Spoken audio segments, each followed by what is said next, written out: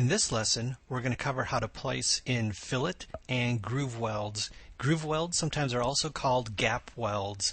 The file that we're going to use for this lesson is called weld.iam, and it can be found in your Chapter 11 exercise folder. To start off by placing in a weld bead, in this case it's going to be a physical weld where it will also have properties and it will appear in the graphics window as a physical weld. I'm going to go back and start off by making the weld environment active, so I'm going to double click on welds in the browser.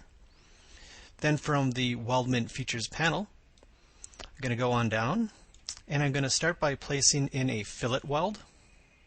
So we'll start off the fillet weld tool. Then in the fillet weld dialog box, you'll see that it's broken into a couple different selections. So for the first face, in this case what I want to do is I want to place in a fillet weld right between the chamfer that we've placed in here. So I'm going to select the top face of the plate, and then for chain number 2 I'm going to go back and select that option, and then I'm going to select the weld prep that we placed in a previous lesson, and you'll see that I'm getting a preview. And what I really like to do is place in a 3mm fillet weld, and you'll see that I'm getting the preview, so I know exactly what's going to be happening there. So if I would change that to a 6mm fillet, you can see that it's going a little bit larger than what we did for the weld prep. For now I'm just going to go ahead and click on apply, and let's see what happens.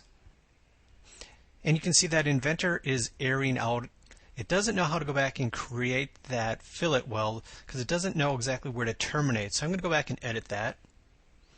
And for selection number 2, I'm going to pick on that option again. And I'm also going to add the front face. So now Inventor will know exactly where to terminate that fillet.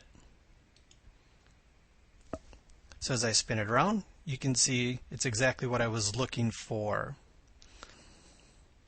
So let's take a look at the back face here. So let's start up the fillet weld tool again.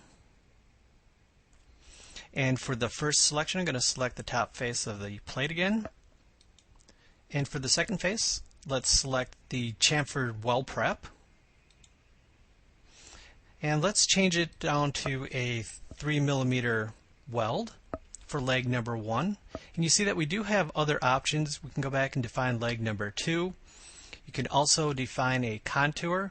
So in this case, let's go back and do a convex. And then we can go back and determine how big that convex should be. Let's place it in at 0.05mm. For the next section, we can also go back and determine the length. So let's place that in at 5mm. And we can also determine the pitch. So let's go back and place that in at 10mm. So we can also determine down here at the bottom portion how that leg length measurement is going to actually take place here. So you see our two different options. I'm just going to keep the default here. So let's go ahead and click OK. And you see that our weld has been placed in. Now we can go back and edit these as needed. So by expanding the weld option and in the beads folder, you'll see that each of these is appearing as their own feature. To edit them, I just simply right click, edit feature. And then I can go back and make a change to that if needed. So let's go back and change that to 15. Click OK. And our spacing has been adjusted accordingly.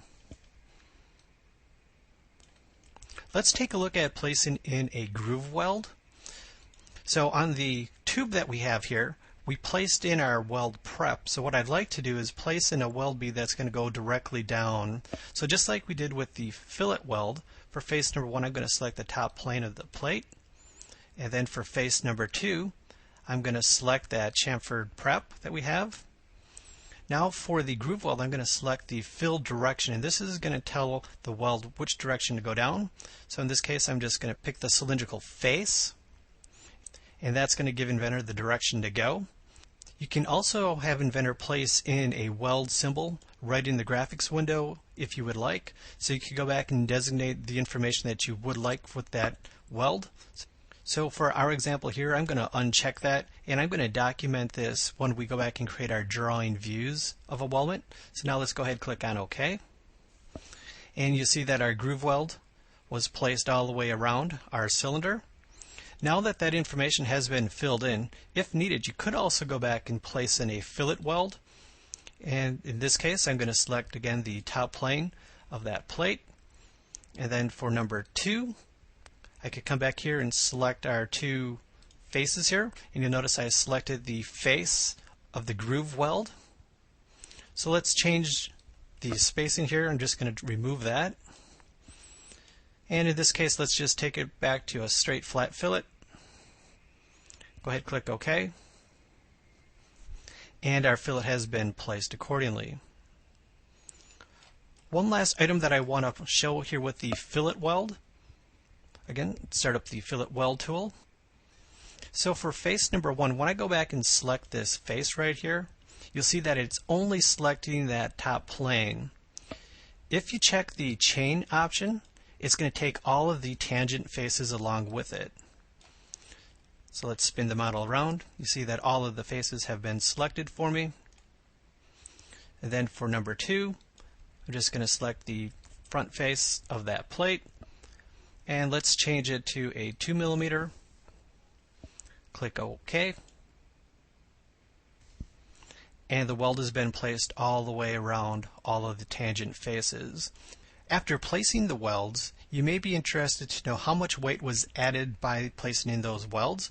So via the browser here, I'm going to right click on the welds option, right click, go ahead and select on properties, and then from the physical tab, again this is where we can go back and designate the material. So we did this in this case with steel mild. Click on update, and we can see how much mass we've added to our assembly.